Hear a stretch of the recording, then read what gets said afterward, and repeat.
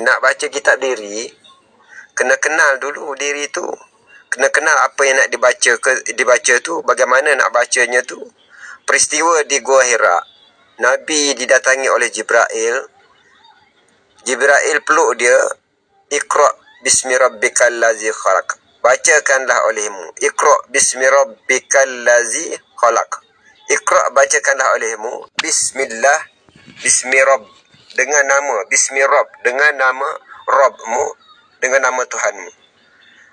Jadi di situ apa yang nak dibaca, bagaimana cara membaca, kembalikan kepada diri. Bacalah apa yang ada pada dirimu tu, iaitu baca kudrat, iradat, ilmu, hayak, samak, basar dan kalam. Apa yang ada pada dirimu tu. Bagaimana nak baca itu tak berhuruf, tak bersuara tu. Bacalah dengan nama Tuhanmu, dengan nama Tuhan. Nama tu nama apa? Nama Allah, alif lam lam ha. Apa tu nama-nama Allah? Alif lam lam ha tu, kalau memahami hakikatnya bahawa alif tu zat, lam tu sifat, lam tu asma, ha tu af'al. Bacalah melalui zat, sifat, asma dan af'al tu. Untuk membaca apa? Baca 7 sifat makni yang ada pada dirimu tu. Yang mendengar, melihat, berkata-kata, kudrat, iradat, berkehendak, hayat yang hidup tu, baca. Yang tak berhuruf, tak bersuara tu. Dia bukan tulisan kat batu tulis, atau kat kertas tulis bacaan, suruh baca bacaan ayat tu. Itu supaya menilik pada diri sendiri, supaya membaca diri sendiri. Leburkan diri sendiri, yang ada hanya yang ada saja boleh membaca yang ada. Kalau yang tiada, mana mungkin boleh membaca yang ada, sebab dia tidak ada.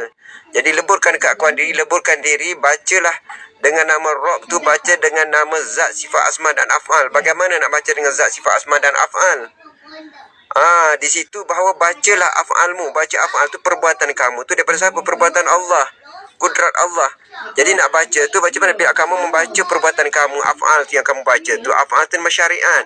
Perbuatan yang kamu zahir, kamu nampak perbuatan tu. Perbuatan tu adalah syariat. Tapi kamu baca dengan syariat, kamu pergi pada baca melalui tarikat. Tarikatnya asma, asmanya, namanya. Daripada asma, kau baca dengan hakikat. Hakikat itu adalah di sebalik yang berbuat tu. Kau akan nampak af'al tu syariatnya, tapi hakikatnya siapa yang beraf'al tu? Kudrat siapa? Jadi di situ kau baca af'al, perbuatan dia, tetapi kau akan asmanya adalah kudrat. Nama dia adalah kudrat, perbuatan dia. Tetapi bila hakikatnya kau baca, kudrat tu tak lain datang daripada siapa? Tak lain datang daripada Allah Subhanahu Wa Taala. Itulah hakikatnya.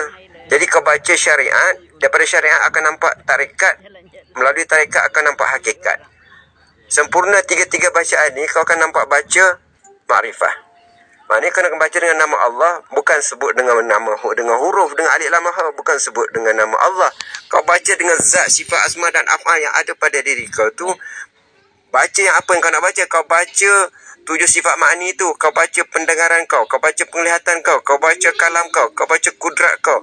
Bila kau boleh baca kudrat, kalam yang bertulis tak bersuara tu, kau baca benda tu, kau boleh baca, kau boleh faham, memandang dengan bahasa Allah, membaca dengan kalam Allah, mendengar dengan sama Allah.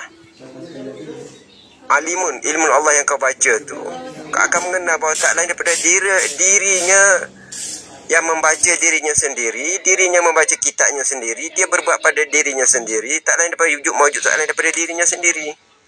Untuk mengenal, untuk pentajalian dia, untuk apa yang ditajalikan, mengenal dirinya sendiri, mengenal siapa yang mentajalikannya tu. Itulah nyatanya Muhammad, batinnya, zahirnya Muhammad, batinnya Allah. Okey, sifat menyatakan zat, syariat tu menyatakan hakikat, menyatakan makrifat. Jadi bacalah kosong tu, kosong yang ada. Sebab tu bila dipeluknya Nabi Muhammad SAW, apa yang ada, apa yang keluar, apa yang huruf tulis, tak ada apa. Yang keluar hanyalah nafas. Dia sesak nafas, terhimpit nafasnya. Bacalah nafas kamu, bacalah ruh kamu. Nafas keluar masuk tu tak lain daripada nafas kamu tu.